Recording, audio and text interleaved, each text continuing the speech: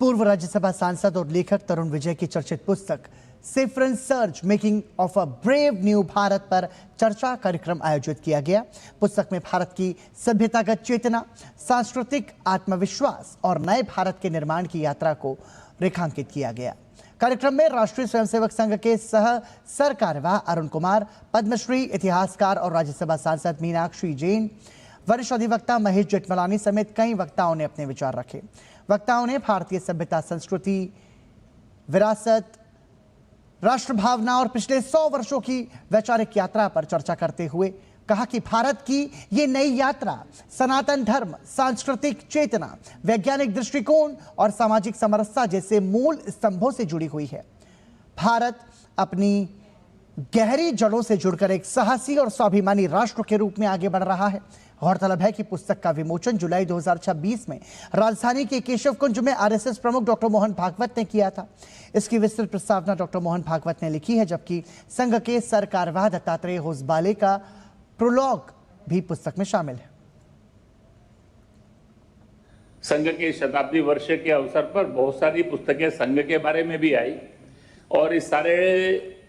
आंदोलन में कारण से जो ट्रांसफॉर्मेशन समाज के अंदर हुआ उस पर भी आई सारे में से। ये संघ कोई अलग से आंदोलन नहीं है, ये जो भारत का इवोल्यूशन है, life mission of Hindu nation का है, वो है समाज के अंतिम व्यक्ति का उत्थान और समाज के अंदर समाज को एक मूलभूत संरचनाओं के आधार के ऊपर मजबूत राष्ट्र ये बनाने का प्रयास चल रहा है। और वास्तव के अंदर इस आंदोलन का जो बहुत बड़ा उद्देश्य सारे उसमें से था, उस आंदोलन की जो बहुत बड़ी लेजिटिमेसी थी, वो इस सारे आंदोलन के अंदर जो संगठन लगे, जो व्यक्ति लगे, उनके प्रति समाज का विश्वास।